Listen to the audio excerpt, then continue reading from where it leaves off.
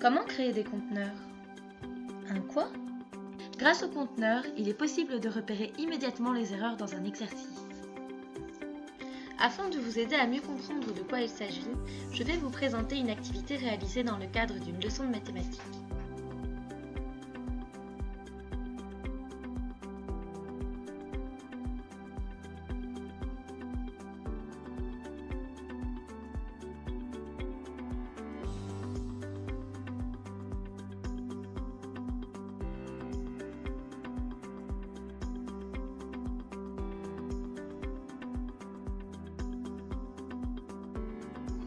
Dans un premier temps, je vais commencer par mettre un titre à mon paperboard. Les nombres pairs et impairs. Si vous le désirez, vous pouvez modifier la police du titre en utilisant les outils mis à disposition dans la barre d'outils supérieure. Attention, n'oubliez pas de sélectionner l'entièreté du texte que vous voulez modifier, sinon il n'en tiendra pas compte. Nous allons ensuite créer nos deux conteneurs en utilisant des formes. Afin de produire deux conteneurs identiques, vous pouvez en dessiner un seul et le dupliquer en appuyant sur cet onglet. Vous pouvez déplacer les conteneurs à l'aide de la souris ou des touches directionnelles de votre clavier. Ensuite, je vous invite à renommer vos deux conteneurs. Vous trouverez à gauche le conteneur des nombres pairs et à droite le conteneur des nombres impairs. Une fois les conteneurs terminés, disposez les nombres à replacer.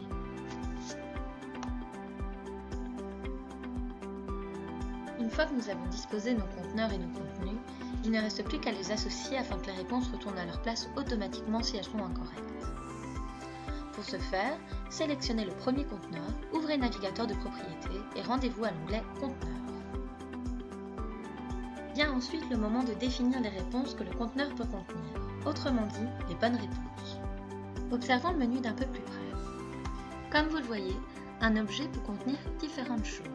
Il peut ne rien contenir, il peut tout contenir, il peut contenir un objet spécifique s'il n'y a qu'une seule bonne réponse possible, ou un ou des mots-clés s'il y a plusieurs réponses possibles.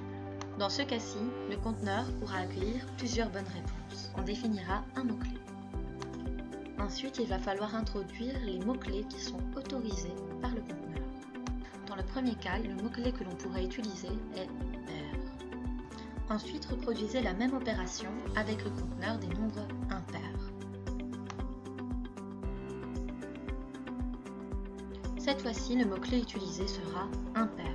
À présent, les contenus. Sélectionnez le premier nombre et ouvrez le navigateur de propriété.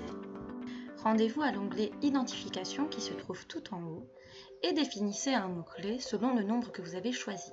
Il s'agira donc de pair ou impair. Ensuite, rendez-vous à l'onglet Conteneur. Vous trouverez la fonction Retour sinon contenu. Il faudra sélectionner la réponse vraie. Grâce à cela, la réponse retournera automatiquement à sa place si elle n'est pas contenue dans le conteneur. Faites-en de même avec tous les autres nombres à replacer.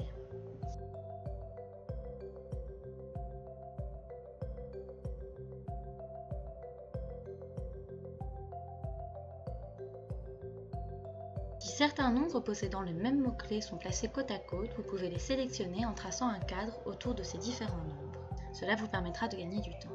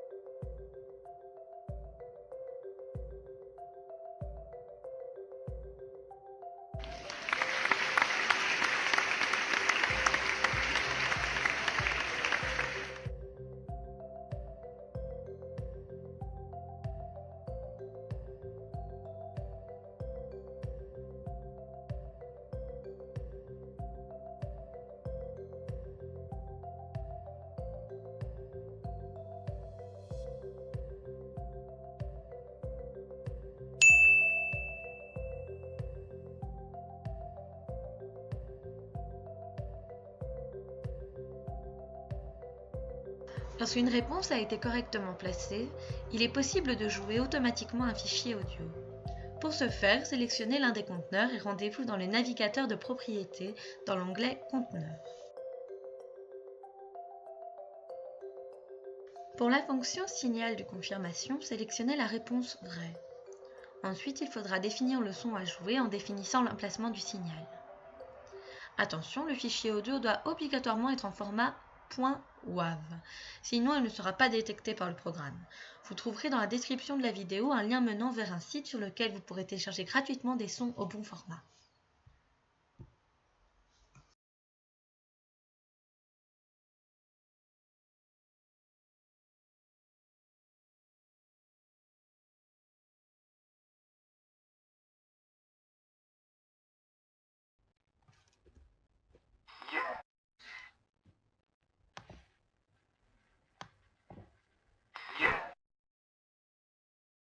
Une fois l'activité terminée, au lieu de déplacer chaque nombre un à la fois, il suffit de rafraîchir la page afin que tous les nombres retournent à leur position initiale. Il existe deux manières différentes de rafraîchir une page. En ouvrant le menu Éditer et ensuite en sélectionnant l'option Rafraîchir la page,